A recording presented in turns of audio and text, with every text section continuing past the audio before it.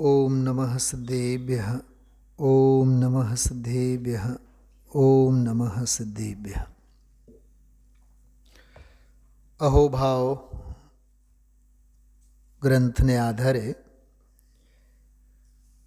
પૂજ ગુરુદેવ શ્રીના મુખે નિર્ગ્રંથ ગુરુઓની ભક્તિ, અદ્ભુત ઉદ્ગારો, એમનું આપણે વાંચન ચિંતન મનન કરીએ છીએ.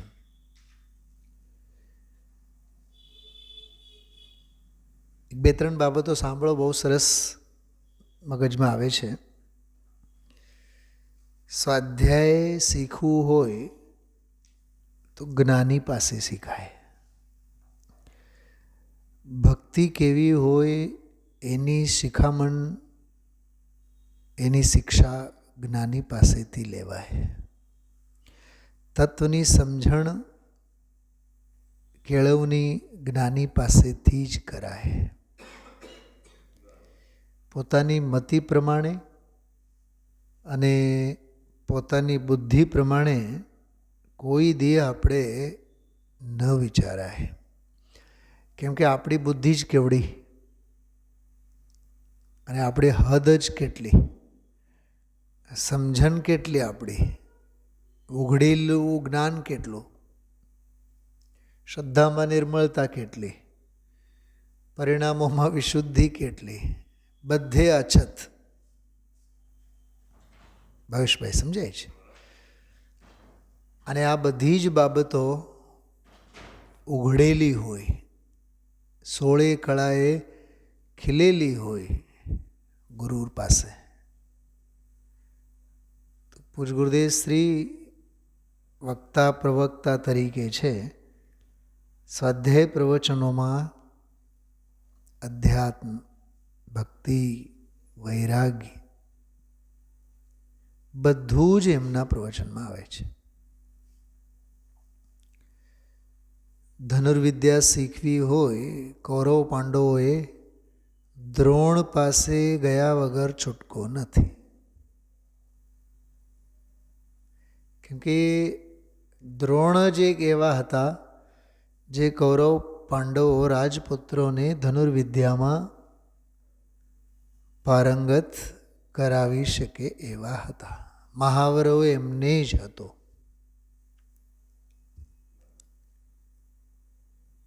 એમ અધ્યાત્મ સમજવું હોય, સિદ્ધાંત સમજવું હોય, કઈ લેવલની, કઈ જાતની, કઈ પદ્ધતિની ભક્તિ હોય, ગુરુ ભક્તિ, ગુરુના મુખે ગુરુ ભક્તિ, તો શીખવા જેવું છે એમની પાસેથી.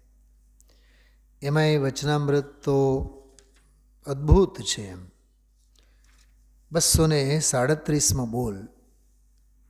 જોકે આપણે અહોભાવના સંદર્ભમાં નિર્ગ્રંથ માર્ગ અને એમાંય સ્વાધીનતાનો માર્ગ, નિર્ગ્રંથ માર્ગ, એ પાઠ આપણે લઈએ છીએ.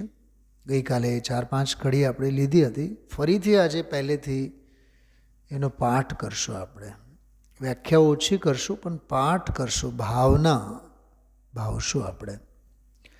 પણ આ બોલ બહુ સરસ છે. મને વ્યક્તિગત લોભ છે. આવતીકાલે તો એના ઉપર ગુરુદેવશ્રી ખૂબ ખુલશે અને ખૂબ ખીલશે. પણ આજે બોલનો આપણે વાંચન કરીએ. વ્યાખ્યા નહીં કરું, વિવેચન નહીં કરીએ, આપણે વિચારે નહીં કરીએ, પણ એક વખત નજરોની સામે બોલ કાને અથડાય, શબ્દો આંખે દેખાય, એવી રીતે એ બોલનું વાંચન કરીએ. એટલે તમને સરવાળો ખ્યાલ આવશે કે સાધક દશા પ્રગટ કરવા યોગ્ય છે. બરાબર. 237 બોલ. ભાવેશભાઈ, તમે કયો ભાગ લઈને બેઠા છો? ચોથો. હા, એ ચોથા ભાગમાં જ છે, શરૂઆતમાં જ છે. 237 બોલ. એમાં મૂળ બોલ જોજો. એમાં, હે આત્મા, તારે જો વિભાવથી છૂટીને મુક્ત દશા પ્રાપ્ત કરવી હોય તો ચૈતન્યના અભેદ સ્વરૂપને ગ્રહણ કર. દ્રવ્ય દૃષ્ટિ સર્વ પ્રકારની પર્યાયને દૂર રાખી એક નિરપેક્ષ સામાન્ય સ્વરૂપને ગ્રહણ કરે છે. ગ્રહણ કરનાર દ્રવ્ય દૃષ્ટિ છે, પણ દ્રવ્ય દૃષ્ટિ દ્રષ્ટિને ગ્રહણ નથી કરતી, દ્રવ્યને ગ્રહણ કરે છે. આ સવારે આની વ્યાખ્યા ગુરુદેવશ્રી આવી રીતે કરી. ગ્રહણ કરનાર કોણ? કે દ્રવ્ય દૃષ્ટિ. તો દ્રવ્ય દૃષ્ટિ પોતે કોણ? કે દૃષ્ટિ. ગ્રહે કોને? કે દ્રવ્યને.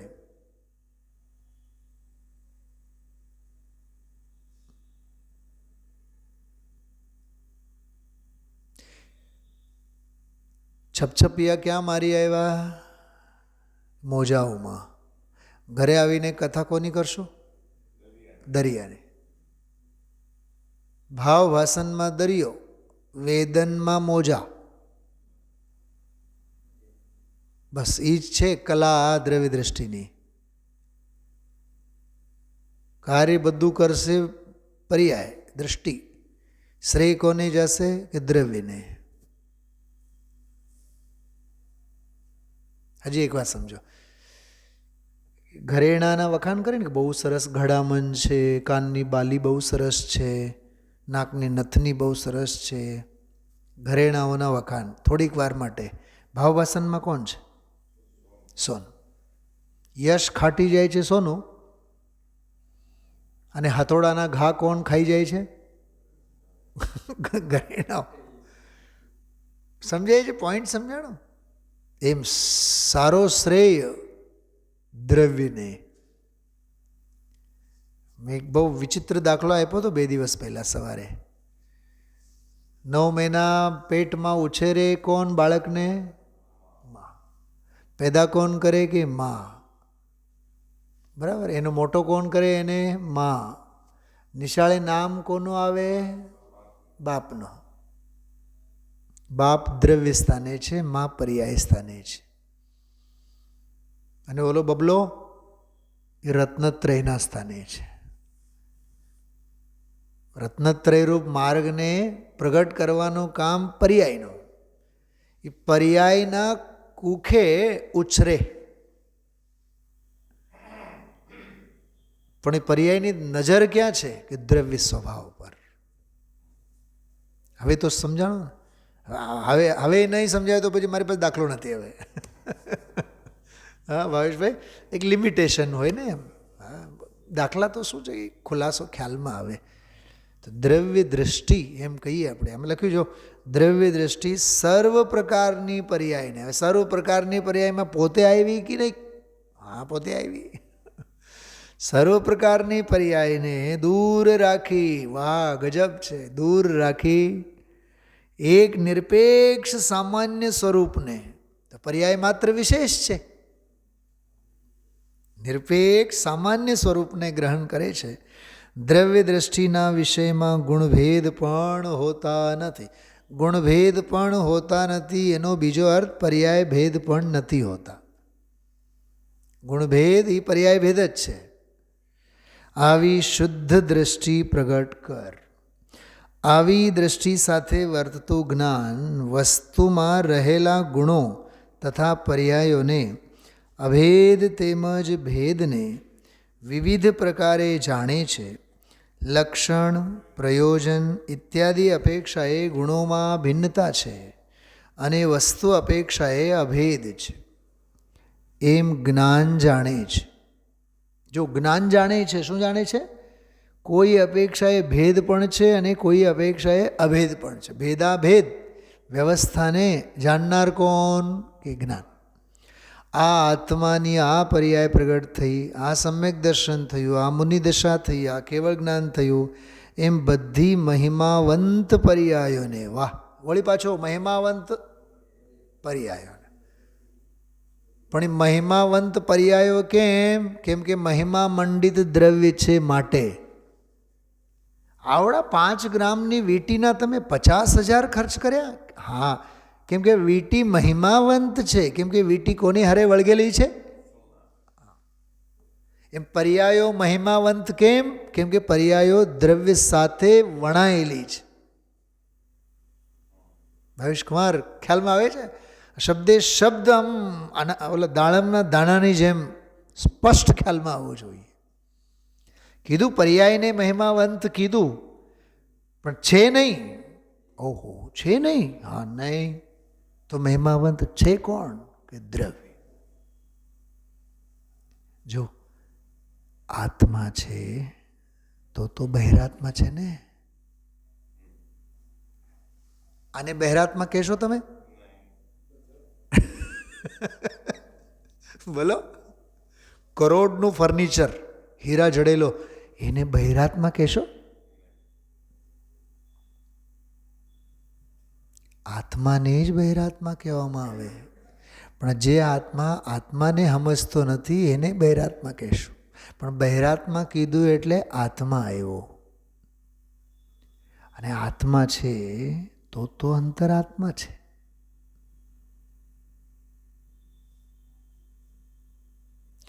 અને આત્મા છે માટે તો પરમાત્મા છે. પરમાત્માને આત્મા વગર કોણ પૂછે? અરે મૂળ પૂંજી તો આત્મા જ છે ને. બહિર આત્મા, એ બહિરવાળું કાઢી નાખો. બહિર એટલે શું ખબર? 4 ગતિ 84 લાખ યોની આત્મા. એના વગરનો આત્મા. એમની વચ્ચે પણ આત્મા. અંતરાત્મા, અંતર એટલે સાધક દશા, અંતરંગ, અધ્યાત્મ, એમાં વર્તતો આત્મા એ સાધક આત્મા. પણ અંતરને કાઢી નાખો, સાધકપણાને કાઢી નાખો તો છે કોણ? આત્મા. પરમ આત્મા, ઉત્કૃષ્ટ વીતરાગતા અને સર્વજ્ઞતાને લઈને પરિણમતો આત્મા. ચલો એ પરિણમનને કાઢો. સર્વજ્ઞતા, વીતરાગતા, એ જે ઉત્કૃષ્ટતમ પરિણમન, એને કાઢી નાખો. રહે કોણ બાકી? આત્મા. બહિરાત્મામાં પણ આત્મા, અંતરાત્મામાં પણ આત્મા, પરમાત્મામાં પણ આત્મા. તો પરમ અંતર બહિર કે બહિર અંતર પરમ, એ બધું તારતમ્ય પર્યાયોનું છે, આત્મામાં નથી. કારણ વિના એમને હારે રહીને આત્મદ્રવ્ય બદનામ થાય છે. એક વાત પૂછું, આત્માને આત્મા કહેવો એ ગૌરવની વાત છે કે પરમાત્મા કહેવો એ ગૌરવની વાત છે? વિચારીને જવાબ આપજો.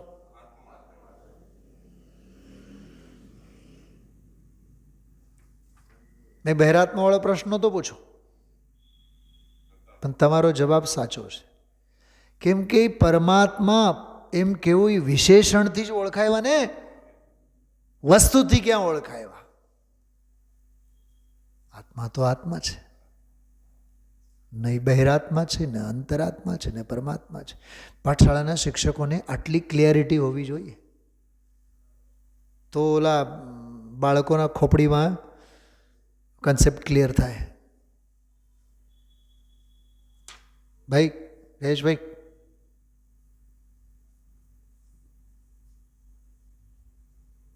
એટલે જ મેં થોડીક વેદના ઠાલવી હતી સવારના સ્વાધ્યાયમાં. હા, બાલપોથી, બાલબોધ અને વિદ્યા વિજ્ઞાન અને તત્વજ્ઞાન 10 પુસ્તકો ન વાંચ્યા હોય, છડાળા તત્વાર્ષોતનો સ્વાધ્યાય ન કર્યો હોય તો ખરેખર તો એના અધ્યાપક અને શિક્ષકને માટે ક્વોલિફાઈ જ ન ગણાય. એવું નહીં કે 2 વર્ષ સાંભળી લીધું અને ભણાવતા થઈ ગયા. નહીં, એને 8, 10 વર્ષ, 15 વર્ષ પંકાવવું જોઈએ, તૈયાર થવું જોઈએ. કેમ કે કૂવામાં હોય તો જ અવેડામાં આવે. સમજાણો બહિરાત્મા, અંતરાત્મા અને પરમાત્માની એની કન્સેપ્ટ કેટલું ગજબનું છે. આત્મા આત્મા આત્મા છે ને એમાં તો કહે છે આવી શુદ્ધ દૃષ્ટિ પ્રગટ કર. આવી દૃષ્ટિ સાથે વર્તતું જ્ઞાન વસ્તુમાં રહેલા ગુણો અને પર્યાયોને, અભેદ તેમજ ભેદને વિવિધ પ્રકારે જાણે છે. લક્ષણ, પ્રયોજન ઇત્યાદિ અપેક્ષાએ ગુણોમાં ભિન્નતા છે અને વસ્તુ અપેક્ષાએ અભેદ છે એમ જ્ઞાન જાણે છે. આ આત્માની આ પર્યાય પ્રગટ થઈ, આ સમ્યક દર્શન થયું, આ મુનિદશા થઈ, આ કેવળ જ્ઞાન થયું, એમ બધી મહિમાવંત પર્યાયોને, ગજબની વાત, મહિમાવંત પર્યાયોને એટલે જગત પૂજ્ય પર્યાયોને, નમો અરહંતાણમ, તો જગ પૂજે છે કે નહીં અરહંત પદને? નમો સિદ્ધાણમ. જગત પૂજા કરે છે કે નહીં સિદ્ધોની? એ મહિમાવંત. અરે પૂજ્યપાદ આચાર્યનું વિશેષણ, એમનું નામ પણ પૂજ્યપાદ ત્યારે જ પડ્યું છે વન દેવતાઓએ એમની પૂજા કરી. જો કે આવું તો દરેક સાથે બનતું હોય. જે તે કાળે વન્ય પશુઓ અને વનવાસીઓ, વન્ય દેવતાઓ, વેંતરભૂત વગેરે બધા પૂજ્યપાદ આચાર્યના ચરણ પૂજા માટે એમનું નામ પડ્યું છે પૂજ્યપાદ. એમનું ઓરિજિનલ નામ તો દેવનંદી છે. પૂજ્યપાદ કેમ કહેવાય? મગજ હલાવ. પાદ એટલે ચરણ, જેના ચરણ પૂજવામાં આવેલા છે. એવી ઘટના બની એમની સાથે, આચાર્ય પૂજ્યપાદ દેવ સાથે. આપણે કહીએ પૂજ્યપાદ પૂજ્યપાદ પૂજ્યપાદ, એ મગજમાં ખબર ન હોય આપણને કે પૂજ્યપાદ કેમ કહેવાય. ભાવેશભાઈ જેવા, એ તો તમારા જેવા પંડિતોનું કામ. હા, એ તો નવરા બેઠા છીએ. તમે 10 વખત સાંભળો છો તો 11મી વાર તો વિચાર કરો કે એનું નામ પૂજ્યપાદ કેમ પડ્યું. અમારે તો ઘણી વાર છે ને, 12મા ધોરણના મોટી મોટી છોકરીઓ હોય, બેઠી હોય, કોઈક એક છોકરીનું નામનો અર્થ કરીએ, સર મારા નામનો અર્થ બતાવો, સર મારા નામ, આખું પીરિયડ એમાં વયો જાય.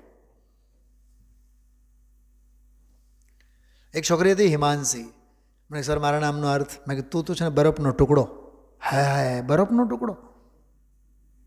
તો બીજી છોકરી કહે કે સોરી તો બહુ ગરમ મગજવાળી છે. મા બાપે નામ ખોટું રાખ્યું છે.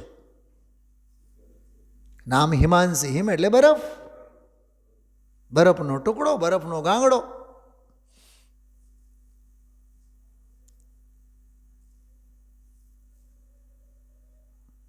હિમાંશુ પુરુષોનું નામ હોય. અંશુ, હિમાંશુ એટલે થાય ચંદ્ર. ભલે ને તપતા હોય, ખ્યાલમાં હોય છે. હા, એટલે વ્યુત્પત્તિ અર્થ કહેવાય સંસ્કૃતમાં એને. મહિમાવંત પર્યાયોને નમો તાહિ જાતે ભયે અરહંતાદિ મહાન. ટોટરમલજી સાહેબ, નમો તાહિ, તેને અમે નમસ્કાર કરીએ. મંગલમય મંગલકરણ વિતરા વિજ્ઞાન, એને અમે નમસ્કાર કરીએ જેથી અરહંતાદિ મહાન બન્યા છે. યા મહિમાવંત પર્યાયોને. તેમજ અન્ય સર્વ પર્યાયોને જ્ઞાન જાણે છે. આમ હોવા છતાં શુદ્ધ દ્રષ્ટિ કોઈ પ્રકારમાં વાહ, ગજબની વાત છે. કોઈ પણ પ્રકારમાં રોકાતી નથી. કેમ કે પર્યાયને માટે પર્યાયનો ખોળો છે જ નહીં. દ્રવ્ય દૃષ્ટિવાળી પર્યાયની વાત ચાલે છે.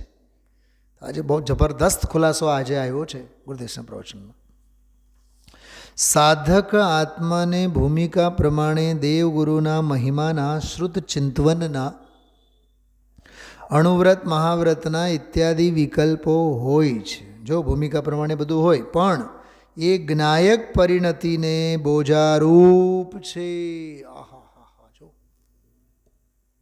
જેઓ 2 કોટી, 2 ડિપાર્ટમેન્ટ પકડજો વાતને. દેવગુરુના મહિમા, શ્રુત ચિંતવન, અણુવ્રત મહાવ્રત, આ બધી જાન એક બાજુમાં.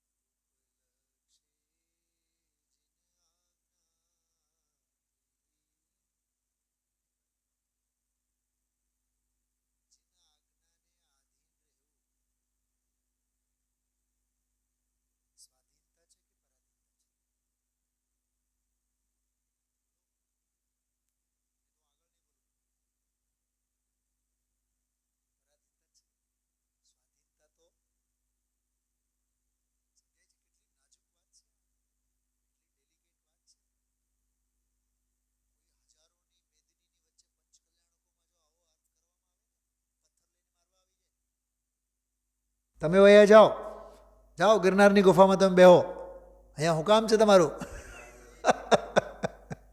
જયેશભાઈ આવું છે આ સત્યને સાંભળવાની હિંમત.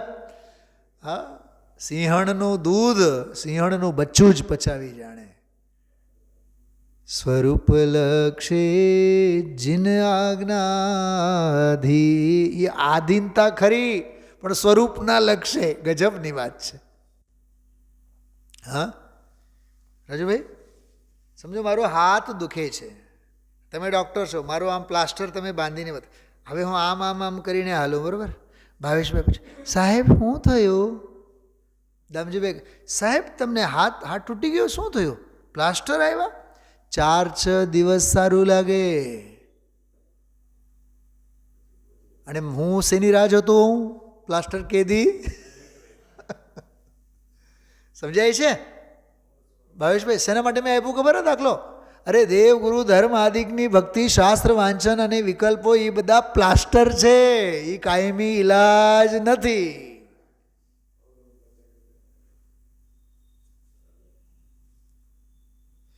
ભાવેશભાઈ તમે વૃદ્ધ થયા બાદ, જો કે થશો નહીં, થશો, તમે હાથમાં લાકડી સોનાની લેવા માગશો કે ચાંદીની? હું અત્યારથી પ્લાનિંગ કરી રાખું. સાહેબ તમે કેવી વાત કરો છો? હું તો લાકડી વગર જ જીવન જીવું અને જીવન યાત્રા પૂરી કરું. લાકડીની નોબત જ ન આવે. સમજાય છે? શું સોનાની અને શું ચાંદીની? અરે પરાધીનતા તો પરાધીનતા છે. સમજાય છે? ફરીથી, સંયમના હેતુથી યોગ પ્રવર્તના, સ્વરૂપ લક્ષે જિન આજ્ઞાધીન જો. જન આજ્ઞા નહીં, દુનિયા જે કહે છે એની આજ્ઞા નહીં, જિનેન્દ્ર ભગવાન શું કહે છે એની આજ્ઞા. આધીનતા પણ જિન આજ્ઞાની આધીનતા. અને ભાવના કેવી? તે પણ ક્ષણ ક્ષણ ઘટતી જાતી સ્થિતિમાં. સ્થિતિમાં એનો અર્થ શું છે ખબર? સ્થિતિમાં એટલે ભૂમિકા પ્રમાણે. સ્થિતિમાં એટલે સવારે જે શુદ્ધિ હોય એના કરતાં બપોરે શુદ્ધિ વધવી જોઈએ. 50 વર્ષના હતા ત્યારે જે ચંચળતા હતી, હવે 55ના થયા, એ ચંચળતા ઘટવી જોઈએ. જે અશુદ્ધિ ગયા વર્ષે હતી એ આ વર્ષે હવે મટવી જોઈએ. એનું નામ સ્થિતિમાં. તે પણ ક્ષણ ક્ષણ ઘટતી જાતી સ્થિતિમાં, અને અંતે થાય નિજ સ્વરૂપમાં લીન જો. એવો અપૂરો અવસર ક્યારે આવશે? એ આ છે આ વાત કે અધૂરી દશામાં તે વિકલ્પો હોય, સ્વરૂપમાં એકાગ્ર થતા જોઈ. અંતે થાય નિજ સ્વરૂપમાં લીન જોઈ. આ સ્વરૂપમાં એકાગ્ર થતા, નિર્વિકલ્પ સ્વરૂપમાં વાસ થતા. એક મિનિટ, શેમાં વાસ થતા? શેમાં? નિર્વિકલ્પ દશામાં નહીં, નિર્વિકલ્પ સ્વરૂપમાં. એટલે એક વર્તતી દશા નિર્વિકલ્પ અને એક અંદરમાં વર્તતો સ્વરૂપ નિર્વિકલ્પ.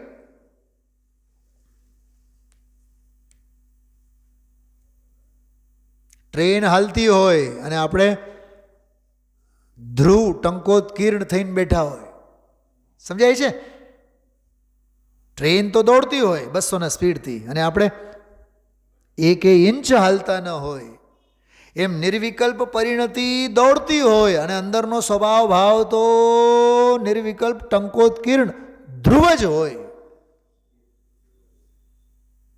ઉત્પાદ વે તો પર્યાયમાં થાય ને, ઓલું ધ્રુવ સ્વભાવ તો એવો ને એવો રહે ને. તો નિર્વિકલ્પ સ્વરૂપમાં વાસ થતા તે બધા છૂટી જાય છે. ઓહો, તે બધા એટલે કોણ? બોલો. રામની સંગતિ મળી તો સીતાજીને શું શું છૂટ્યું? શું ન છૂટ્યું એમ પૂછો. શું કીધું? અયોધ્યા છૂટી ગઈ કે હા છૂટી ગઈ. સાસુ સસરા છૂટી ગયા કે હા છૂટી ગયા. ઉર્મિલાજી હા છૂટી ગયા. દેરાણી ખ્યાલમાં આવે છે?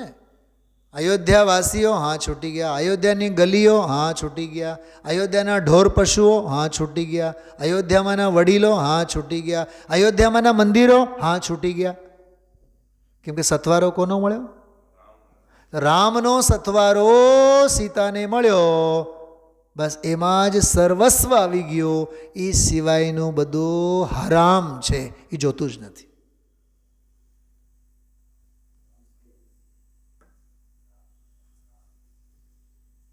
પૂર્ણ વીતરાગ દશા થતાં સર્વ પ્રકારના રાગનો ક્ષય થાય છે.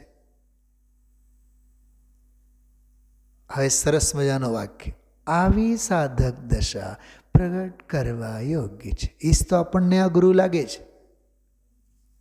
હા, ચમડી જાય પણ દમડી ન જાય, એવા તો ઘાટ છે.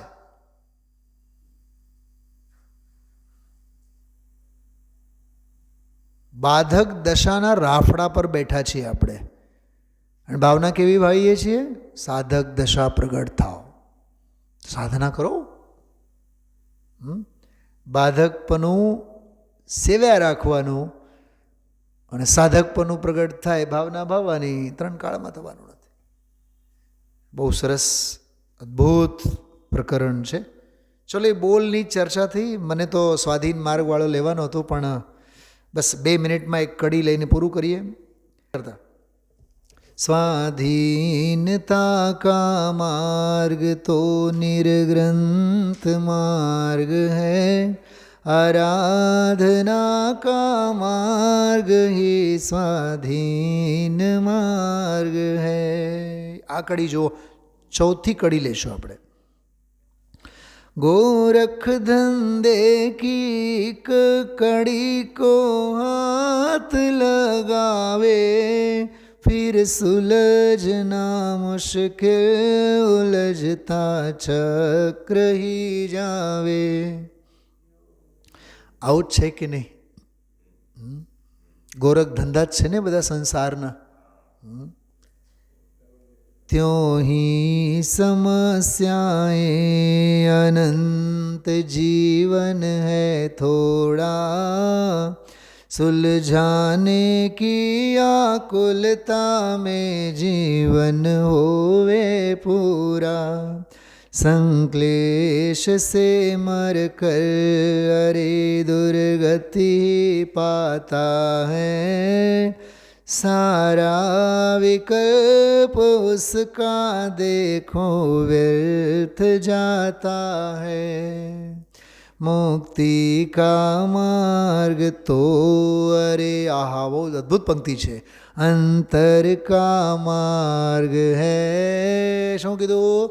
મુક્તિ કા માર્ગ તો અરે अंतर का मार्ग है, आराधना का मार्ग ही स्वाधीन मार्ग है. આવતીકાલે આપણે 5 થી 10 આગળના બધા જ કાવ્યો, 6 કાવ્યો પાઠ જ લેશું. કાલે અમસ્તે શનિવાર છે, એટલે પાઠ, અધ્યાત્મ પાઠમાં સહેજ આ નિર્ગ્રંથ માર્ગના સંદર્ભમાં એનો સમગ્ર પાઠ આપણે લેશું. ओम नमः सिद्धेभ्य.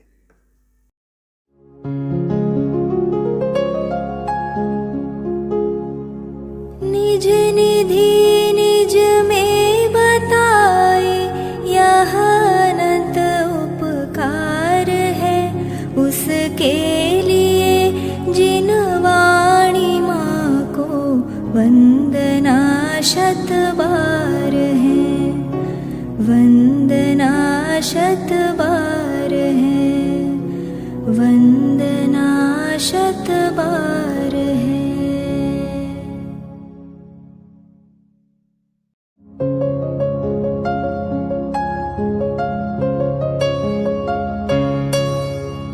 हे जिन वाणी भारती तो ही जपो दिन रैन, जो तेरी शरणा गहे सो पावे सुख चैन.